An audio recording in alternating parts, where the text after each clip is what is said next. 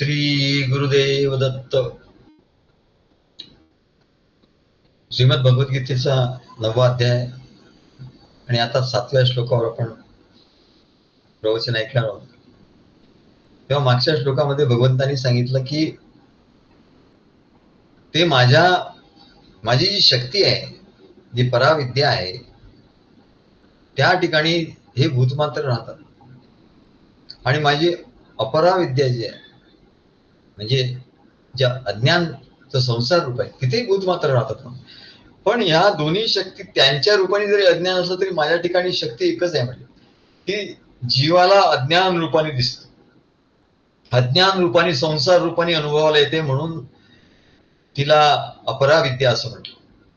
पण पराविद्या अपराविद्या याच्यात तसा फरक नाही, माझ्या दृष्टीने फरक नाही असं भगवान सांगतात. म्हणून ह्या दोन्ही शक्ती माझ्या ठिकाणी असतात. आणि म्हणून मी सांगितलं, आधी सांगितलं नच मस्तानी भूतानी, परंतु आता सांगतो की मस्ता की माझ्या ठिकाणी सर्व भूत आहेत, या दृष्टीने की ह्या दोन शक्ती माझ्याच ठिकाणी आणि या शक्तीमध्येच सर्व भूत मात्र राहतात आणि तिथूनच उत्पन्न होतात आणि तिचे त्यातच म्हणाले प्रवेश करतात हे भूत मात्र. सर्वभूतानि कौंतेय प्रकृतिम यान्ति मामिकाम कल्पक्षे पुनस्तानि कल्पदौ विसृजाम्यहम्. सर्वभूतानि कौंतेय प्रकृतिम यान्ति मामिकाम कल्पक्षे पुनस्तानि कल्पदौ विसृजाम्यहम्. तेव्हा सर्वभूतानि कौंतेय,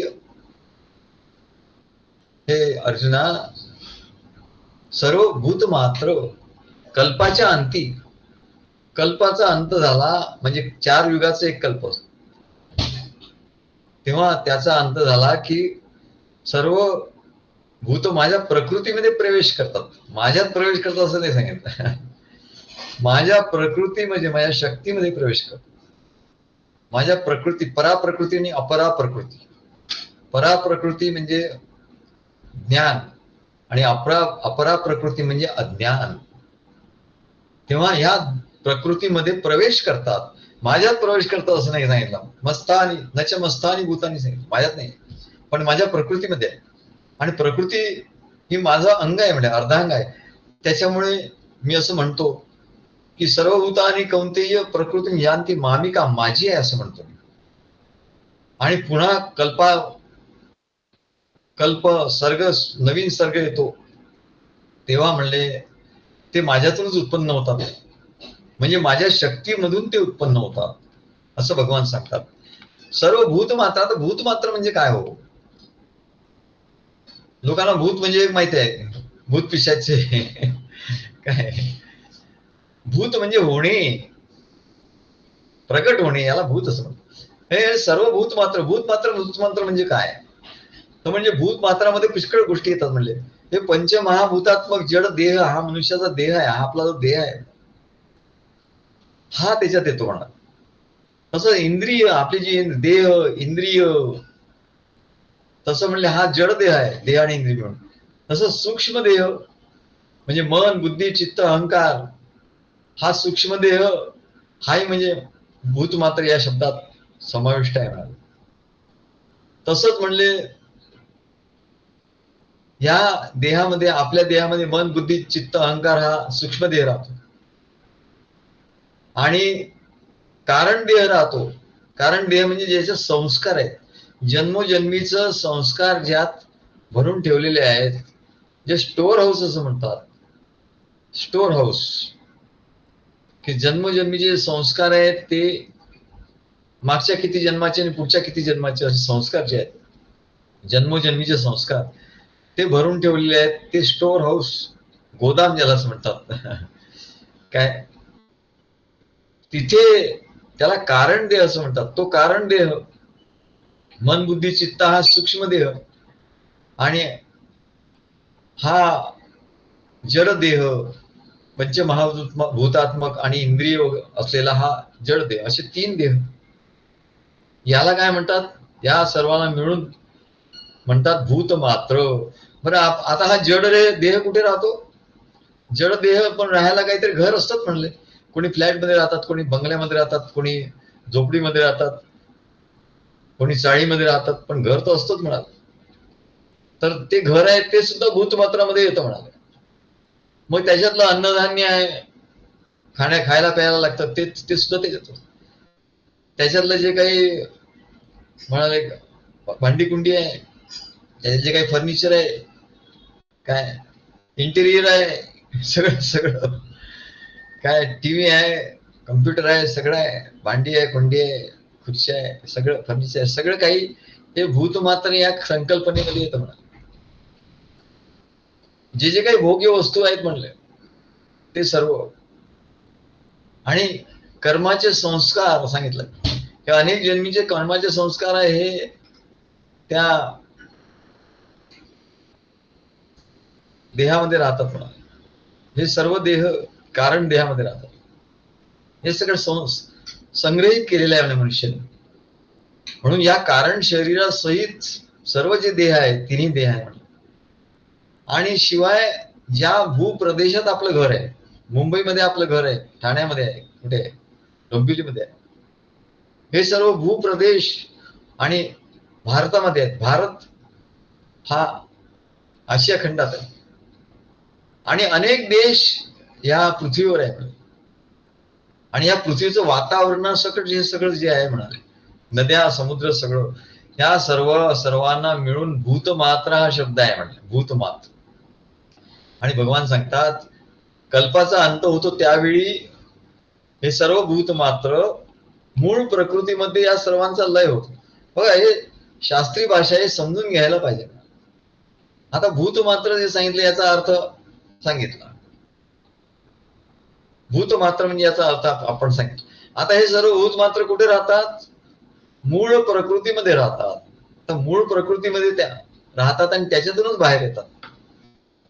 कल्पक्षय म्हणजे कल्पांत झाला की मूळ प्रकृतीमध्ये ते प्रवेश करतात आणि सर्ग नवीन नवीन कल्प निर्माण होतो तेव्हा ते सर्व बाहेर त्याच्यातून बाहेर येतात. पण परमेश्वरामधून बाहेर येत नाही, तर त्याच्या शक्तीमधून बाहेर येतात. पण परमेश्वर भगवान सांगतात की अरे त्या शक्ती माझ्यापासून वेगळ्या नाहीत, म्हणून मी म्हणतो की हे सर्व माझ्या ठिकाणी आहे. तेव्हा कल्प म्हणजे कल्पक्षय म्हणजे काय हो? कल्पाचा अंत होतो. आता कल्पक्षय मूळ प्रकृती सांगितली. आता मूळ प्रकृती म्हणजे काय? ते सर्व भूत मात्र ज्या ठिकाणी राहतात ती म्हणजेच काय, पंचमहाभूत. त्या पंचमहाभूताचे मागच्या वेळेला हा विषय आला होता, आपण बघितलं. पंचमहाभूत, त्या पृथ्वी आग तेज वायू आकाश. मूळ प्रकृती म्हणजे काय? पृथ्वी आग तेज वायू आकाश, त्याचे 5 गुण, शब्द स्पर्श रूप रसगंध, हे 10 झाले. 10. त्याच्यानंतर पंच ज्ञानेंद्रिय, पंच कर्मेंद्रिय मनुष्याच्या ठिकाणी जे आहे असे ते 10. म्हणजे 10 आणि 10 हे 20. आणि या सर्वांना चालवणारं जे शक्ती आहे, विद्युत शक्ती, काय आमचे पाद्य ते MSCV मध्ये सगळ्यांच्या घरची सगळी पंखे फिरायचे म्हणजे त्यांच्या तिकडे MSBG त्यांनी तिकडे हे केल्याशिवाय ते पंखे फिरणार नाही काय. तेव्हा म्हणले ते विद्युत डिपार्टमेंट त्याने तिकडे चालू केल्याशिवाय कोणाच्या घरातलं काय हालणार नाही म्हणा काय, आणि सगळे तडफडणार. तसं म्हणाले इथे म्हणजे इथे ते 3 गुण आहेत, सत्व रज तम. ते एकदा सत्व रज तम त्या गुणांचं हे सुरू झालं म्हणलं चक्र, की मग ती विद्युत या सगळ्या शरीरात खेळणार, सत्वरज तम सगळं संपूर्ण ब्रह्मांडात खेळणार आणि मग सगळं चालू होणार म्हणा काय, तोपर्यंत चालू होणार नाही. तर ते 3 गुण हे 20 आणि ते 3 म्हणजे 23 गुणाची ही मूळ प्रकृती असं म्हटलं. आणि त्याच्यातून सगळे कल्पांतानंतर त्यात सगळे जीव सर्व भूत मात्र प्रवेश करतात. आणि कल्पाच्या आरंभी जेव्हा ब्रह्मदेव प्रकट होतात तेव्हा त्या ब्रह्मदेव सर्व या भूतसृष्टीला निर्माण करतात. तेव्हा म्हणले ब्रह्मदेवाचा कल्प म्हणजे काय, तर ब्रह्मदेवाचा 1 दिवस म्हणजे कल्प. आणि कल्पामध्ये 4 युग असतात. ब्रह्मदेवाचा एका दिवसात 4 युग. आता विचार करा, त्याला कल्प असं म्हणतात. आणि असं 1000 वर्ष जेव्हा होतात तेव्हा म्हणले ब्रह्मदेवाचा तो ब्रह्मदेव आपल्या शरीराला सोडतात आणि ते आपल्या ठिकाणी एकरूप होतात आणि परत कल्प जेव्हा सुरू होतो तेव्हा परत ब्रह्मदेव येतात. तेव्हा एका कल्पात 4 युग आणि तो एक दिवस ब्रह्मदेवाचा. आणि असे ब्रह्मदेवाचे जेव्हा 100 वर्ष ब्रह्मदेवाचे 100 वर्ष, तेव्हा म्हणले ब्रह्मदेवाचं आयुष्य संपतं आणि त्याला कल्पक्षय असं म्हणतात. म्हणून याच्या कल्पक्षय हा जो शब्द आलाय, ब्रह्मदेवाचं आयुष्य संपलं की कल्पक्षय होतं किंवा त्याला महाप्रलय असं म्हणतात. तात्पर्य असं भगवंतांनी का सांगितलं कल्पक्षय हा का वापरला शब्द, की ब्रह्मदेवाच्या आयुष्याशी तुझी तुलना कर बाबा. तुलना होऊ शकत नाही. जसा मच्छर आला आणि मारून टाकला खतम, तसं म्हणले ब्रह्मदेवाच्या ठिकाणी मनुष्य म्हणजे एक मच्छर आला, ब्रह्मदेवाने असं केलं, एवढा सुद्धा वेळ लागत नसेल, हा सुद्धा जास्त वेळ आहे. एवढं मनुष्याचं आयुष्य आहे बोला.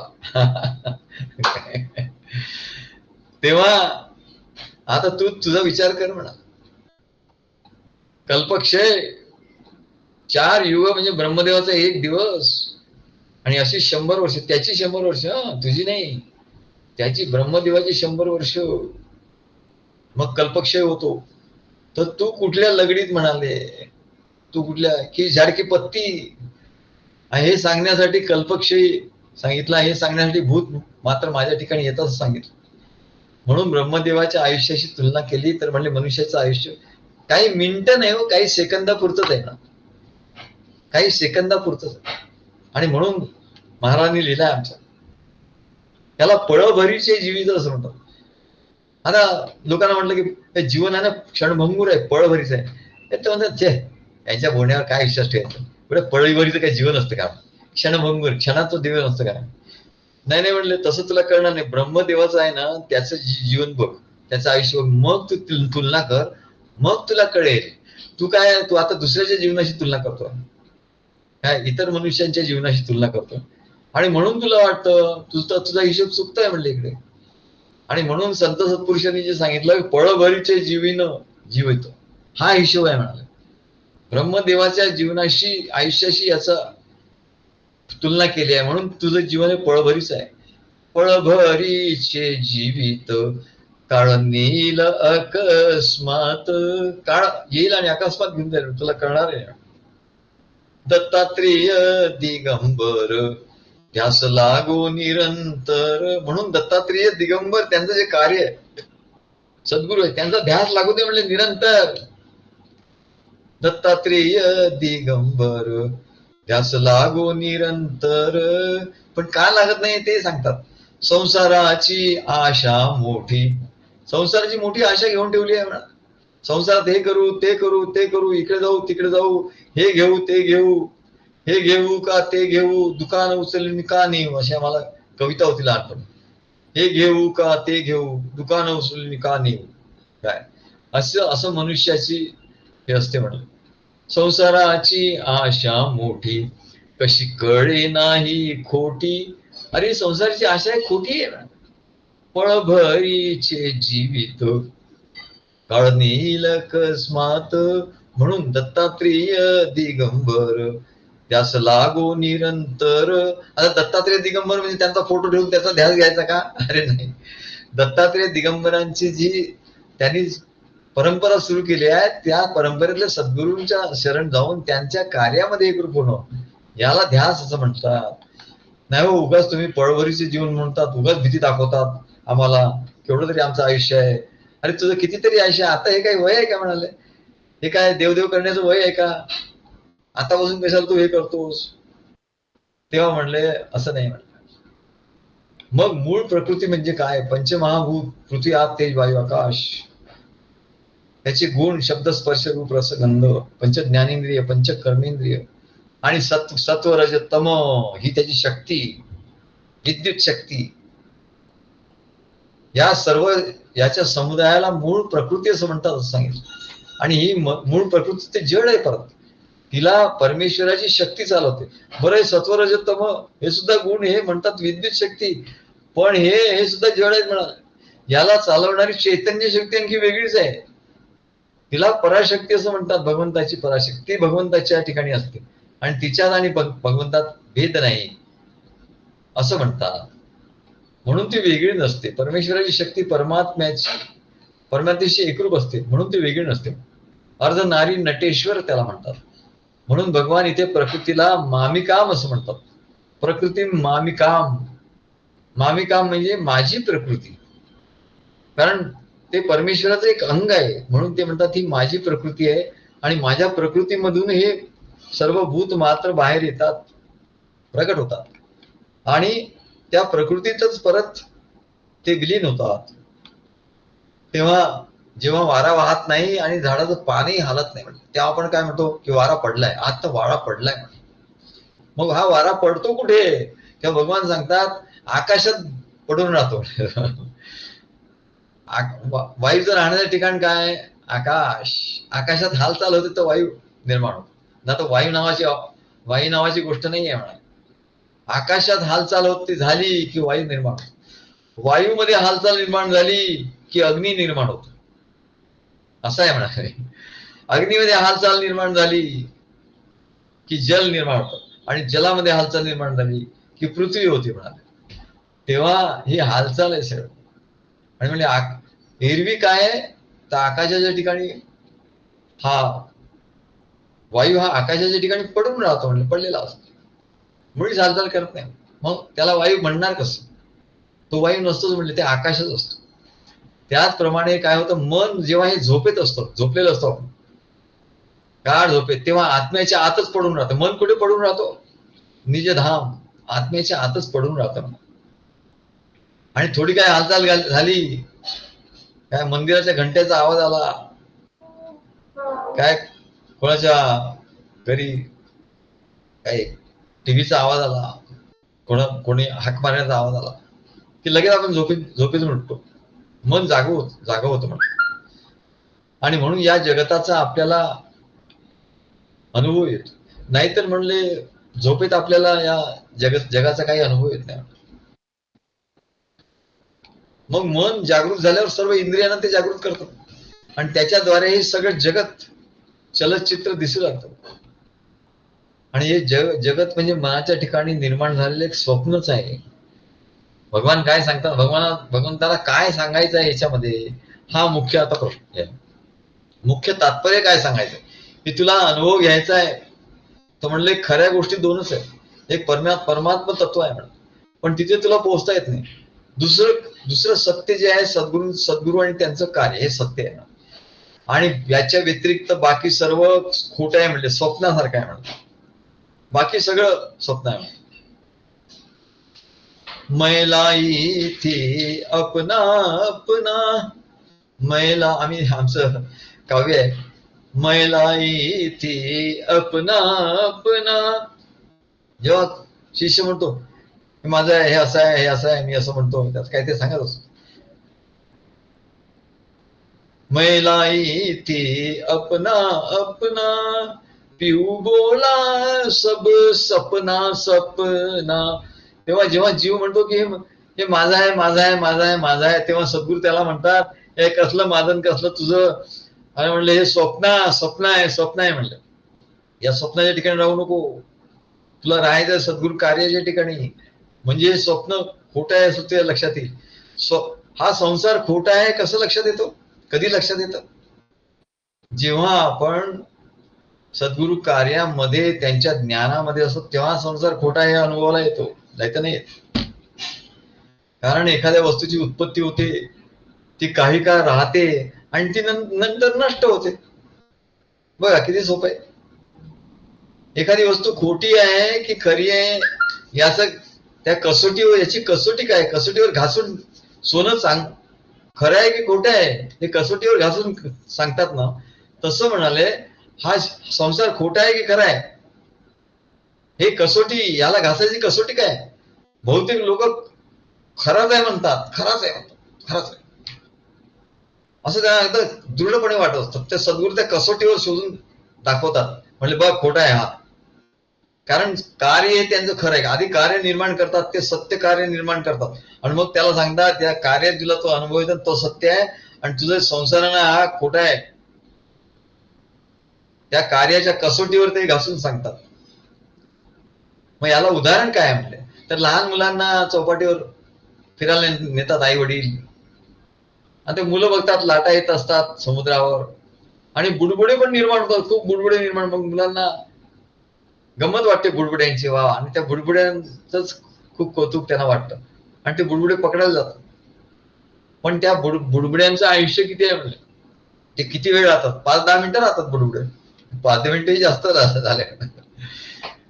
काही सेकंद राहतात, काही 1-2 मिनिटं राहत असतील, 3-4 मिनिटं राहतात, नंतर फुटायला लागतात, नष्ट होतात. तेव्हा लहान मुलगा त्याच्याकडे सत्यत्वाने बघतोय तो, त्याला असं वाटतं की बुडबुडे सत्यच आहे. पण आई वडिलांना माहिती असतं की हे काही सत्य नाही, हे फुटणार आहे. त्याच्यामुळे त्यांना काही त्याचं वाटत नाही, त्यांना त्याचा हर्षही होत नाही आणि ते बुडबुडे फुटले म्हणून त्यांना दुःखही होत नाही. पण त्या मुलाला त्या बुडबुड्यांचा हर्ष होतो आणि म्हणून बुडबुडे फुटले त्याला खोटं याचं वाटत नाही, खरंच वाटतं. बुडबुडे फुटले की त्याला दुःख होतं. म्हणजे समुद्राच्या पाण्यात काही हालचाल झाली आणि हे बुडबुडे उत्पन्न झाले, काही वेळ पाण्यावर खेळले, पण नंतर ते फुटले. म्हणजे हा सर्व खेळ खोटाच ठरला ना. जरी खऱ्यासारखा वाटत होता तरी तो खोटाच ठरला. तसा म्हणले मनुष्य देह हा उत्पन्न झाला, 50-100 वर्षे खेळला, तर त्याला वाटायला लागलं की बाबा काय सगळं खरंच आहे, या जीवनात सगळं खरंच आहे. खरं म्हणजे त्या बुडबुड्यामध्ये आणि याच्यात काही फरक नाही. तो काही मिनिट, तो 5-10 मिनिटं राहतो, हा 50-100 वर्ष राहतो, एवढाच फरक आहे. आणि ब्रह्मदेवाचं आयुष्य पाहिलं तर हाही बुडबुड्यासारखाच आहे म्हणा. तेव्हा या बुडबुड्यात आणि या मनुष्यात फरक एवढाच फरक आहे. 2-4 मिनिटं हा 5-10 मिनिटं जास्तीत जास्त बुडबुडा राहतो आणि हा 50-100 वर्ष राहतो. पण मनुष्य नष्ट झाला सर्व शोक करतात, बुडबुडा नष्ट झाला तर फक्त लहान मुलं असतात तीच शोक करतात. तात्पर्य काय तर हे जग स्वप्न आहे म्हणाले, स्वप्नमय जगत. आमच्या लहानपणी मॅगझिन असायचं स्वप्नमय जगत असं म्हणतो, आम्हाला मोठं कुतूहल वाटायचं स्वप्नमय जगत. वा, हे खोटं आहे म्हणा. तेव्हा माया आहे, भास आहे. तेव्हा ज्याला हे स्वप्न खोटं आहे असं जाणतो सद्गुरूंच्या कार्यामुळे, सद्गुरूंच्या कार्यामध्ये त्याला अनुभव येतो आणि म्हणून हे स्वप्न खोटं आहे असं त्याला जाणवतो. सद्गुरू कार्य खरं आहे असं वाटत, सद्गुरू कार्य हे सत्य आहे, सद्गुरू सांगतात तेच सत्य आहे असं जेव्हा त्याला त्याचा दृढ निश्चय होतो तेव्हा त्याला आपोआप हे हे जगत खोटं आहे असा अनुभव येतो. हे जगत स्वप्न आहे असं अनुभव येतो आणि त्याला असा ज्याला अनुभव होतो त्यालाच आस्तिक असं म्हणतात. आम्ही आता आस्तिक आणि नास्तिक याची व्याख्या आमच्या ठिकाणी निर्माण झाली. आस्तिक कोण आणि नास्तिक कोण अशी आमच्या ठिकाणी व्याख्या आपोआप निर्माण झाली की जो म्हणतो ज्याला सद्गुरूंच्या कार्यामध्ये सत्य काय आहे, ज्ञान त्याला झालं, सद्गुरूंचं कार्य सत्य आहे, त्यांचं ज्ञान सत्य आहे, तिथे येणारा अनुभव सत्य आहे, हे ज्याला ज्ञान झालं आणि त्याच्यामुळे त्याला त्याला आस्तिक असं म्हणतात, तोच खरा आस्तिक. आणि त्याच्यामुळे माया ही खोटी आहे हे ज्याला कळलं तो खरा आस्तिक. आणि जो म्हणतो, जो सद्गुरू कार्यात नाही आहे, सद्गुरूंचं ज्ञान द्याला नाही, सद्गुरू कार्यात ज्यांनी सहभाग घेतला नाही, संसार करत राहिला, त्याला हे जग खरं वाटतं आणि जग खरं वाटतं त्याच्यामुळे त्याला ते स्वप्न आहे, त्याला स्वप्न खरं वाटतं म्हणून. आणि त्या संसार सुखातच तो रमतो आणि म्हणून तो म्हणतो तो नास्तिक आहे म्हणून. जो संसार सुखातच रमतो नेहमी त्याला नास्तिक असं म्हणतात. नाही हो आम्ही देवपूजा करतो, सगळं करतो, ते करत असशील तू, पण तू नास्तिक आहे म्हणाल. का तर तुला संसार खरा वाटतो, संसारातलं सर्व खरं वाटतं आणि हा तर खरा नाही आहे, तो तर खोटं आहे, स्वप्नमय आहे, तरी तुला आणि तुला त्याच्याकडे जास्ती ओढ वाटते. संसाराकडची जास्त ओढ म्हणजे परमेश्वरापासून तेवढा तो दूर येतो. काय तम संयोग वियोगम योग संवितम. भगवंताने गीतेमध्ये सांगितलंय तम संयोग वियोगम. तो जो वियोग आहे, या संसाराचा जो वियोग आहे ना, तोच परमेश्वराशी संयोग आहे म्हणले सहज. तम संयोग वियोगम योग संवितम, त्यालाच योग असं म्हणतात. आणि योगा म्हणजे काय, ते प्राणायाम करणं वगैरे ध्यान करणं याला योग नाही म्हणतात. योग म्हणजे काय, तम संयोग वियोगम योग संवितम. संसाराचा तुझा वियोग झाला का, म्हणजे तू आस्तिक झाला, म्हणजेच तुला परमेश्वराची प्राप्ती झाली. योग, तू खरा योगी म्हणा. संसाराचा तुला वियोग झाला, संसारापासून तू वेगळा झाला, संसार तुला खोटा वाटायला लागला, स्वप्न वाटायला लागलं, म्हणजेच तुला तम संयोग वियोगम, तो जो वियोग आहे ना, तोच परमेश्वराशी संयोग करणार आहे. आणि म्हणून तो त्याला योग संज्ञितम, योग अशी संज्ञा आहे म्हणा. म्हणून तोच आस्तिक. आणि जो संसाराकडे जातो तो परमेश्वराला, सद्गुरूला, त्यांच्या कार्याला विन्मुख होतो. आणि म्हणून तो नास्तिक आहे म्हणा. तो किती परमेश्वराला मानत असला तरी तो नास्तिक आहे म्हणा. तो किती योग याग करत असला, किती पूजापाती करत असला, किती मंदिरात जात असला तरी तो नास्तिक आहे. म्हणून जगाचा खोटेपणा दृढपणे समजल्याशिवाय परमेश्वराची भेट होतच नाही. जगाचा खोटेपणा दृढपणे समजला पाहिजे प्रमाण. आणि तो कधी समजतो, सद्गुरूंचं कार्य सत्याला पकडल्याशिवाय नाही समजत. नाही थोडस आपलं भोजाला हात लावून आल्यासारखं सद्गुरूंच्या थोडं कार्यात थोडंसं हात लावून यायचं आणि मग संसार करत राहायचा, तसं त्यांनी जमणार नाही म्हणा. ऐसा नाही जमेगा. त्याच्याशिवाय परमेश्वराची भेट होत नाही. तेव्हा जग खोटं आहे हा भाव दृढ झाला की मग परमेश्वराचा अनुभव आपोआप येतो. आणि हेच म्हणले भगवंताच्या सांगण्याचं सगळं तात्पर्य आहे. हे 2 श्लोक का सांगितले म्हणून.